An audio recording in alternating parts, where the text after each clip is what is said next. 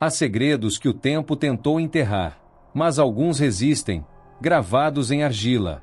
E se eu te dissesse que a primeira civilização do planeta, aquela que criou a escrita, o relógio e as cidades, também dominava o poder de controlar o povo através da fé, da contabilidade e do medo? Um segredo escondido entre rios antigos. Um enigma proibido que moldou tudo o que chamamos de civilização. Você está no Ecos da História, onde as curiosidades escondidas do passado ganham vida. Hoje, vamos revelar o segredo proibido da Mesopotâmia. Prepare-se! Depois de ouvir esta história, o mundo moderno nunca mais vai parecer o mesmo. Se você gosta desse tipo de revelação histórica, já aproveita e se inscreve no canal Ecos da História, para não perder as próximas descobertas que vão surpreender você. Muito antes das pirâmides do Egito, um povo ergueu cidades de barro entre dois rios, o Tigre e o Eufrates. Uruk, Lagak, Eridu, lugares onde o som dos martelos misturava-se às preces aos deuses. Mas o que realmente movia essas cidades? Não eram só templos e reis. Nos subterrâneos, milhares de tabelas de argila registravam grãos, impostos, dívidas e nomes. E ali estava o verdadeiro poder. A escrita nasceu não por poesia, mas para controle. A cada símbolo gravado, um trabalhador era contado. Um templo ganhava mais grãos. Um rei consolidava sua autoridade. A escrita era o primeiro código de dominação. Um segredo tão eficiente, que ainda usamos até hoje. Para entender o verdadeiro poder da Mesopotâmia, não basta admirar as ruínas cobertas de areia. É preciso decifrar o que está escondido nas pequenas tábuas de argila. Ali, entre linhas tortas e símbolos gravados com estiletes, mora um dos maiores segredos da humanidade. Aqueles sinais não eram simples rabiscos. Eram ferramentas de poder. Em cada tábua, havia listas de grãos, contratos de trabalho, registros de casamentos e dívidas. Mas o que parecia simples contabilidade era, na verdade, o código que movia uma civilização inteira. Quem sabia escrever, mandava. Quem não sabia, obedecia.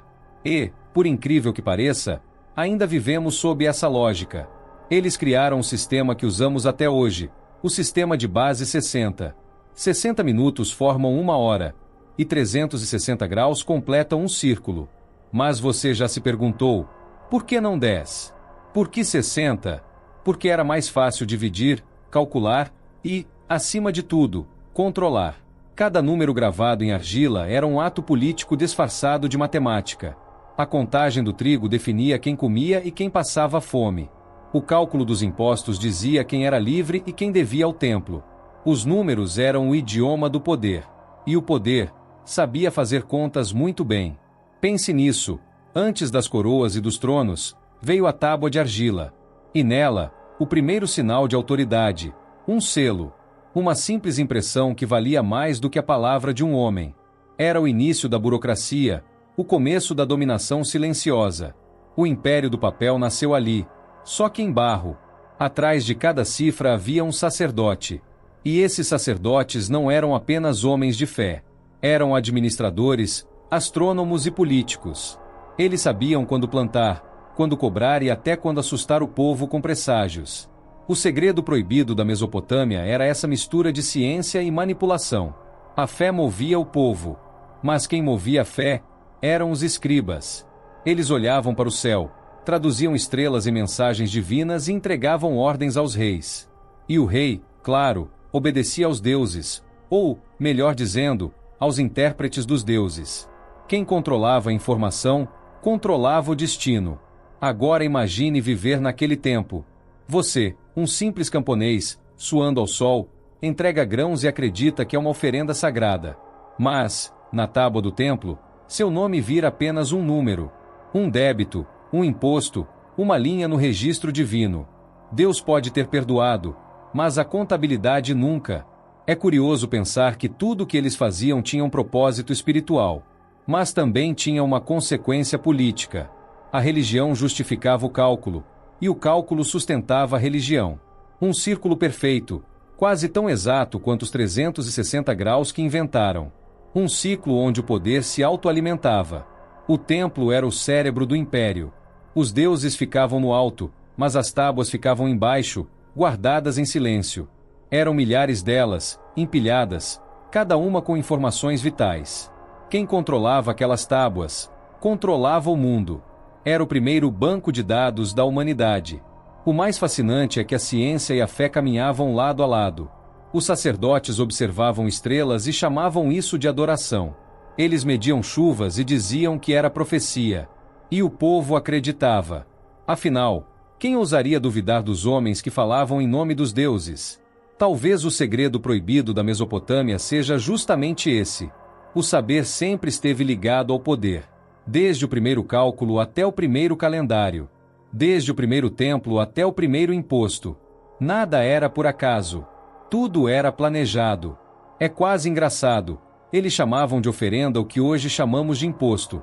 E chamavam de bênção o que hoje seria uma taxa de produção. Talvez não tenhamos evoluído tanto assim, não é? A diferença é que hoje as tábuas são digitais. Mas a lógica continua a mesma.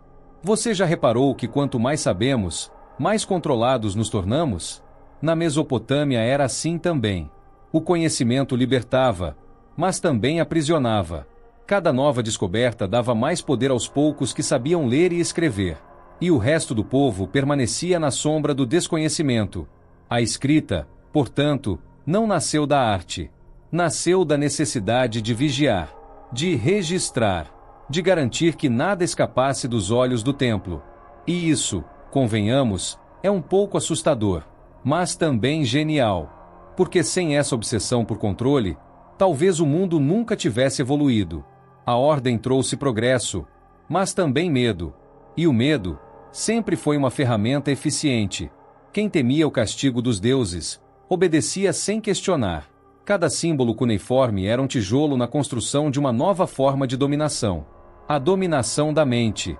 Eles descobriram que controlar o pensamento era mais eficaz do que empunhar uma espada. E essa ideia, esse verdadeiro segredo proibido, atravessou milênios. Hoje, ele ainda respira em nossos sistemas e governos. O interessante é que, para eles, tudo era sagrado. Até o cálculo do imposto tinha um toque divino. Se o rio enchia demais, era sinal dos deuses. Se a colheita falhava, era um aviso espiritual. E no meio disso tudo, alguém sempre ganhava. Pense bem.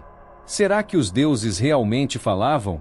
Ou eram os sacerdotes que interpretavam convenientemente as mensagens? Talvez a fé fosse a forma mais elegante de governar sem precisar de espadas.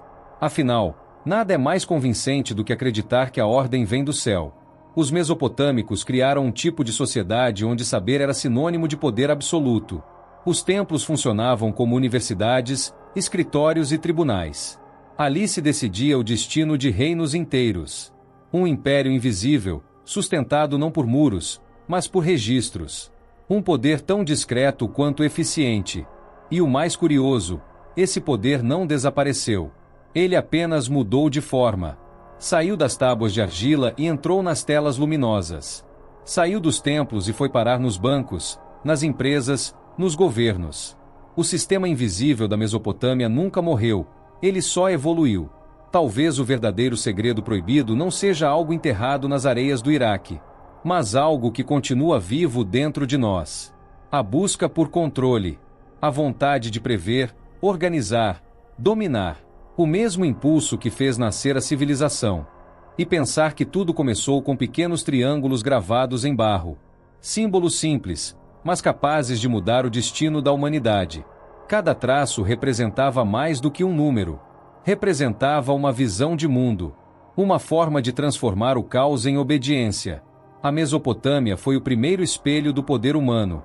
Ali, o homem aprendeu a transformar conhecimento em dominação. E o saber, em moeda. O mais antigo dos segredos proibidos é este. Quem entende o sistema, nunca é escravizado por ele. Então, eu te pergunto, será que hoje somos tão diferentes assim? Ou continuamos prisioneiros das mesmas tábuas, só que digitais? Talvez o verdadeiro enigma da Mesopotâmia não esteja no passado, mas no presente. E o maior segredo seja perceber que ele nunca foi realmente esquecido. Quando um cometa riscava o céu da Mesopotâmia, o silêncio tomava as ruas. Os reis olhavam pela janela de seus palácios e tremiam. Os sacerdotes corriam para os templos, subindo degraus de pedra iluminados por tochas. Lá em cima, instrumentos de bronze refletiam a luz das estrelas. E o povo esperava a sentença dos céus. Naquele mundo antigo, o firmamento não era um cenário bonito, era uma mensagem. Cada estrela brilhava como se fosse um aviso. Cada sombra na lua podia significar desgraça ou redenção. Os deuses falavam por meio das constelações. E os homens escutavam, com medo. Um simples brilho em Vênus podia decretar o fim de um império. Um eclipse podia derrubar um rei. A queda de uma estrela cadente era interpretada como o choro dos deuses. E ninguém ousava desafiar essas vozes do alto. Porque, na Mesopotâmia, o céu mandava mais que o trono. Essas observações eram anotadas em tábuas de argila com precisão quase científica. Sacerdotes registravam tudo: datas, cores, posições, durações. Durante 21 anos, acompanharam o movimento de Vênus e escreveram suas conclusões. Hoje chamamos isso de astronomia. Eles chamavam de profecia. A ciência servia à religião, e a religião servia ao poder. Os deuses falavam, mas quem traduzia as palavras eram os sacerdotes. Eles decidiam quando o rei devia agir, guerrear ou esperar. O céu era o seu conselho real. E as estrelas, seus ministros invisíveis. Imagine um rei ansioso, olhando para o alto, torcendo para que Vênus brilhasse do lado certo. Se o planeta aparecesse fora do tempo esperado, a guerra era cancelada. Se o brilho aumentasse, o inimigo seria atacado. Sim, até as decisões militares dependiam do humor do firmamento. E, convenhamos, o céu sempre teve um temperamento imprevisível. Era assim que um simples fenômeno natural podia mudar o curso da história. O povo acreditava que as estrelas tinham vontade própria. E quando elas se alinhavam de forma estranha, o medo se espalhava como vento no deserto. Ninguém dormia em paz. Afinal, o universo estava observando. As tábuas eram arquivadas como se fossem documentos sagrados. Cada linha continha tanto dados quanto preces. Era conhecimento misturado com esperança, mas também com controle. Quem lia o céu, governava a terra. Esses sacerdotes eram os primeiros cientistas do medo. Sabiam que o desconhecido dá poder a quem o entende. Enquanto o povo via luzes no céu, eles viam oportunidades. Usavam as estrelas como argumento. E ninguém ousava discordar de um homem que dizia falar com o cosmos. Você já percebeu que, até hoje, continuamos fascinados pelo céu? Quando vemos um cometa, ainda sentimos algo dentro de nós: curiosidade, respeito, talvez medo. Talvez seja a herança deles, os primeiros intérpretes das estrelas. Eles ensinaram a humanidade a temer o infinito. E isso, de certa forma, manteve tudo sob controle. Mas havia um perigo em tanto poder. Porque se os sacerdotes podiam prever, também podiam manipular. Bastava inventar um presságio, e o rei obedecia sem questionar.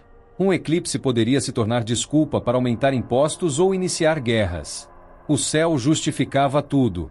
O segredo proibido da Mesopotâmia era este. A linha entre fé e manipulação era quase invisível. Um sacerdote podia salvar uma cidade com uma frase, ou condená-la com outra. Tudo dependia de como ele lia o firmamento. Em alguns templos, o povo subia as escadas para oferecer sacrifícios e pedir perdão. Eles acreditavam que o brilho das estrelas podia mudar o destino. Mas, na verdade, quem mudava o destino eram as mãos humanas que escreviam as tábuas. O divino e o político dançavam juntos. E o céu era apenas o pano de fundo. Curioso, não?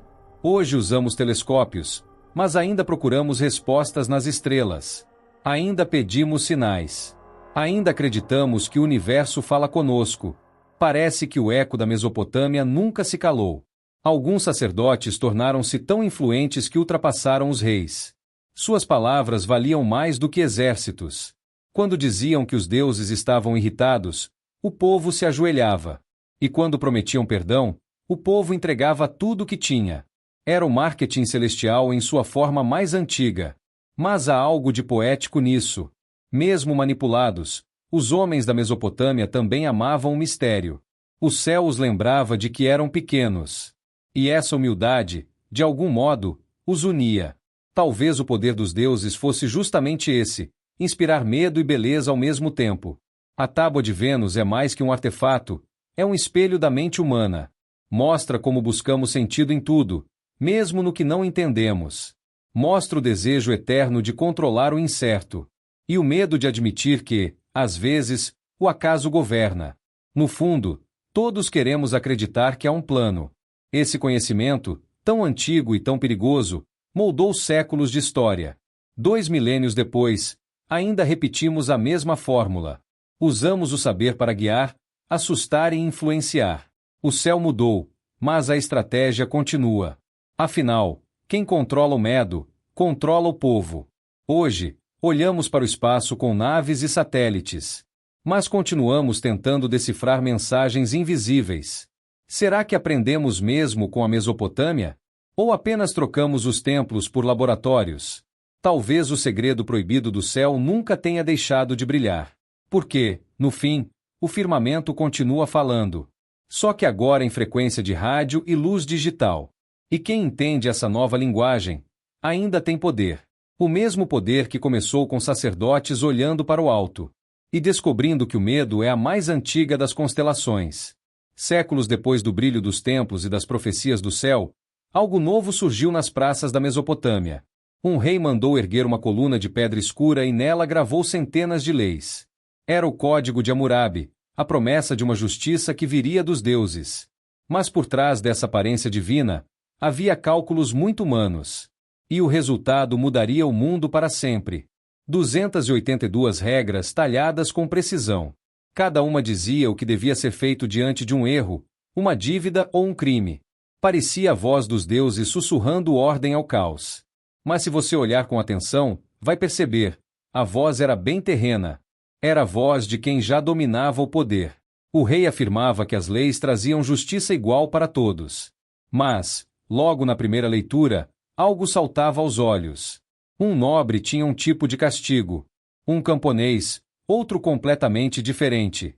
E o escravo, quase nenhum direito de defesa. Era como se a pedra dissesse em silêncio, todos são iguais, mas alguns são mais iguais que os outros. Aquela não era uma escultura de justiça. Era um monumento à hierarquia. E, de certa forma, o mundo inteiro copiou essa ideia. Da Mesopotâmia até nós. Cada sentença era medida conforme o valor de quem errava. Se um homem de classe alta ferisse outro igual, pagava a multa. Se ferisse alguém de posição inferior, podia sair ileso. A justiça tinha preço e endereço. E o equilíbrio da sociedade era mantido por esse cálculo frio. Mas por que chamar isso de equilíbrio? Porque a desigualdade organizada mantém o sistema em pé. Era a forma antiga de evitar o caos, controlando o sofrimento de cada grupo. Um pouco de privilégio aqui, um castigo exemplar ali. O resultado, estabilidade aparente, poder concentrado. A lei de Talião, olho por olho, dente por dente, nasceu ali. Parecia severa, mas era uma tentativa de impor limites à vingança. Mesmo assim, muitos olhos nunca foram contados. Dependeria, claro, de quem tivesse o martelo na mão. E geralmente, o martelo pertencia aos de cima. Imagina viver sob um código em que até o preço de um osso quebrado estava tabelado. Quebre o braço de um escravo e pague um valor. Toque no corpo de um nobre e talvez perca o seu. É cruel, mas também genial. O poder transformou a punição em matemática. Uma equação social gravada em pedra. As mulheres também aparecem nessas leis. Algumas protegidas, outras punidas. Podiam herdar, mas sob condições. Podiam casar, mas sob vigilância. Era um mundo que oferecia segurança, desde que você aceitasse suas correntes. O rei se dizia escolhido pelos deuses para escrever aquelas regras. Seu rosto estava gravado no topo da coluna, recebendo o cetro da divindade. Mas vamos ser sinceros, quem realmente se beneficiava dessa inspiração divina? Não eram os deuses, nem o povo. Era o próprio trono. Esse era o verdadeiro segredo proibido da Mesopotâmia. O poder conseguiu convencer todos de que a desigualdade era sagrada. E quando algo se torna sagrado, deixa de ser questionado. A partir daí, obedecer não era submissão, era fé. E a fé é a forma mais eficiente de controle que já existiu. Curiosamente, esse mesmo código virou símbolo de civilização. Foi copiado, estudado e até admirado por gerações. Muitos reinos o imitaram, achando que era o ápice da justiça. Mas poucos perceberam que ali estava o primeiro molde da desigualdade institucional. Uma herança que ainda carregamos, disfarçada de lei. Hoje, chamamos isso de sistema. Lá, chamavam de vontade dos deuses. O nome mudou, mas o mecanismo é o mesmo. Regras que protegem, sim, mas também aprisionam. Leis que prometem ordem e garantem poder. Há algo de irônico nisso, não acha? A pedra mais famosa da antiguidade, símbolo de justiça, também foi manual de controle. O rei dizia agir pelo bem do povo, mas quem realmente ganhava era o palácio. E o povo? Bem, o povo ganhava experiência em obediência. Pense um instante, e se as leis tivessem sido escritas por quem sofria com elas? Será que a história seria diferente? Talvez não houvesse tanta glória, mas haveria mais humanidade. O problema é que, desde a Mesopotâmia, quem escreve as regras raramente é quem apanha. E quem lê, quase nunca tem escolha. Mesmo assim, o Código de Hammurabi não pode ser ignorado. Ele é a raiz da nossa própria ideia de justiça. O primeiro passo da humanidade rumo à ordem escrita. E também o primeiro tropeço em direção à desigualdade permanente. Um paradoxo talhado em pedra. O código cruzou milênios e inspirou civilizações inteiras. Chegou ao Egito, à Grécia, a Roma. E, de alguma forma, continua presente nas leis modernas. Quando você escuta "ninguém está acima da lei", lembre-se, essa frase nasceu num lugar onde alguns estavam, e muito, acima dela. O mais incrível é perceber como essa estrutura ainda funciona. Continuamos acreditando em sistemas que dizem proteger, mas também se protegem. Chamamos de burocracia, justiça, política. Mas, no fundo, é o mesmo jogo antigo.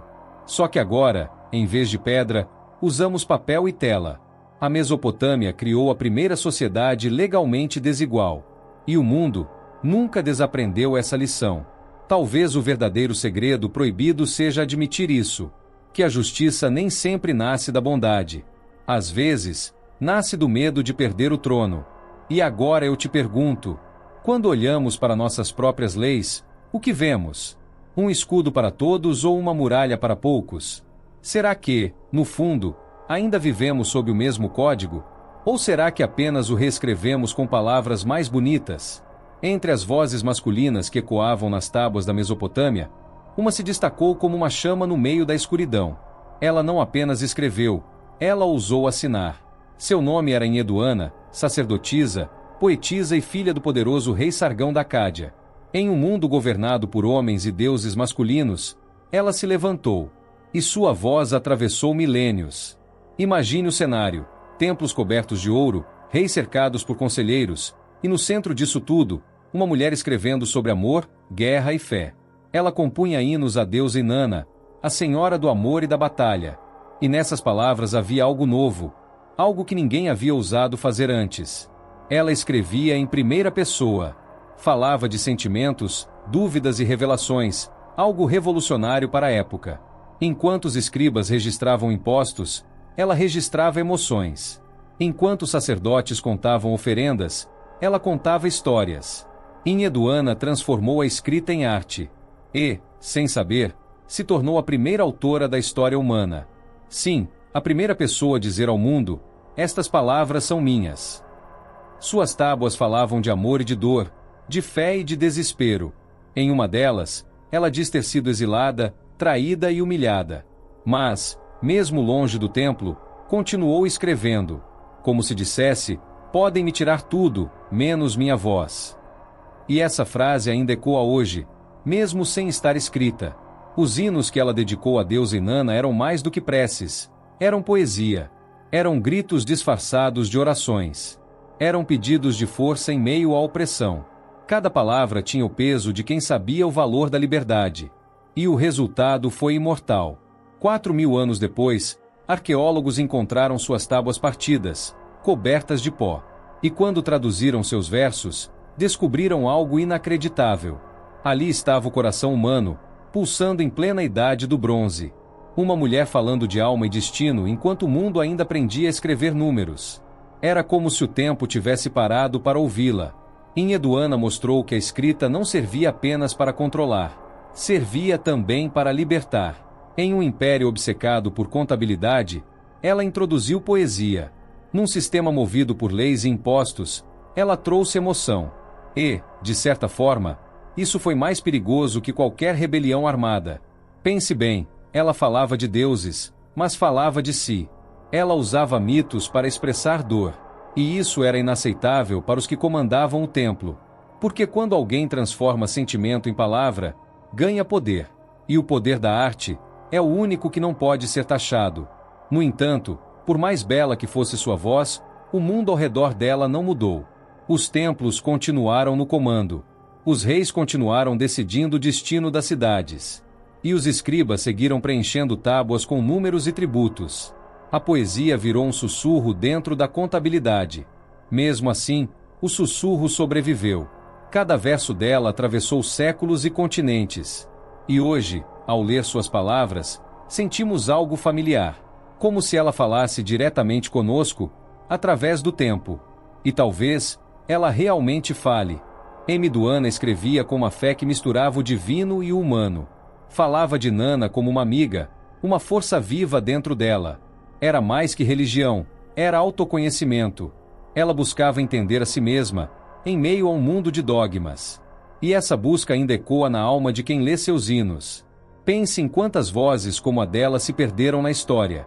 Mulheres que escreveram, cantaram, criaram, mas nunca foram registradas. Enheduana não apenas rompeu o silêncio.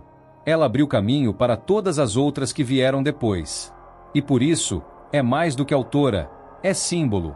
O mais curioso é que sua arte sobreviveu porque foi escrita em argila.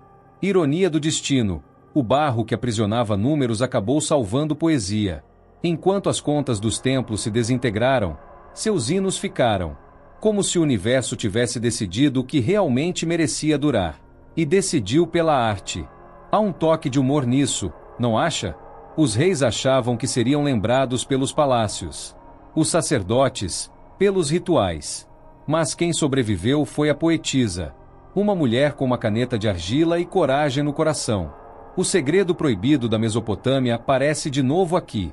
O poder sempre tenta controlar a palavra. Mas a palavra sempre escapa. Ela encontra brechas entre as leis e os números. E se transforma em poesia, mesmo nas paredes do templo. Quando lemos Enheduana, percebemos que a humanidade não mudou tanto. Ainda usamos palavras para resistir, consolar e sonhar. Ainda escrevemos para sermos ouvidos. E ainda há quem tente calar as vozes que incomodam.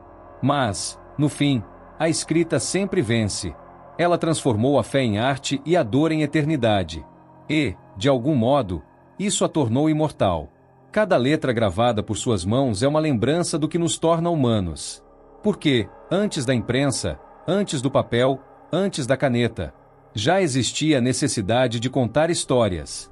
O sistema que a cercava continuou o mesmo: templos, reis e escribas. Mas ela mostrou que mesmo dentro de um sistema rígido, há espaço para a alma florescer. O que antes era só contabilidade, tornou-se sentimento. O que era poder, virou poesia. E a poesia, mesmo silenciosa, move o tempo. Talvez Enheduana nunca tenha imaginado que, 4.000 anos depois, estaríamos falando dela. Mas aqui estamos, lendo suas palavras, ouvindo sua voz, e entendendo, finalmente, que ela não escreveu apenas sobre deuses, escreveu sobre nós. E agora eu te pergunto, quantas vozes como a dela ainda estão escondidas na areia do tempo? Quantas histórias esperam ser descobertas, esperando alguém que as escute? Se uma mulher pôde mudar o mundo com barro e emoção, o que nós podemos fazer com tudo o que temos hoje? A terra da Mesopotâmia parecia eterna, mas cada colheita drenava seus rios. Cada irrigação deixava o solo mais salgado. Com o tempo, o trigo desapareceu. Restou apenas a cevada, mais resistente, mas menos valiosa. A natureza começou a cobrar o preço. Secas, fome, revoltas. Por volta de 2200 a.C., o Império de Ak entrou em colapso. O clima mudava. As cidades eram abandonadas. e o deserto avançava sobre o berço da civilização. O segredo proibido da Mesopotâmia era simples. Toda grandeza tem um custo, e eles o pagaram em silêncio. Séculos se passaram, e sob as areias do Iraque e do Irã, arqueólogos começaram a desenterrar o que restava dessas antigas cidades. Em Girsu, o templo perdido do deus Ninjirsu foi reencontrado em 2023. Em Lagak, ruínas de tavernas, canais e oficinas revelaram o cotidiano do povo. E em Konar Sandal, no sudeste do Irã, surgiram cidades irmãs de Uruk, provas de que a civilização suméria não estava sozinha. Cada descoberta traz de volta uma peça do quebra-cabeça. Mas o quadro final ainda é inquietante. A Mesopotâmia foi muito mais do que berço da escrita. Foi o laboratório de todas as formas de poder que ainda nos cercam. O verdadeiro segredo proibido da Mesopotâmia é que ela criou o modelo de civilização que jamais conseguimos abandonar. Ali nasceram as cidades, e com elas, a desigualdade. Ali nasceram os escribas, e com eles, a burocracia. Ali nasceu o calendário, a lei, o imposto, e o medo de desobedecer aos deuses. Eles acreditavam servir divindades. Mas, na verdade, alimentavam uma máquina. A primeira máquina de poder humano. Feita de argila, suor e silêncio. E você? Qual parte dessa história mais te surpreendeu? A ciência escondida nos templos? Ou a forma como a fé e a contabilidade se misturavam para controlar uma civilização inteira? Deixe nos comentários a sua opinião. Eu quero saber o que você pensa sobre esse legado. A Mesopotâmia nos deu a escrita, mas também escreveu os primeiros capítulos do poder humano. Você está no Ecos da História, onde o passado sussurra, e cada descoberta muda tudo o que achávamos saber. Até a próxima!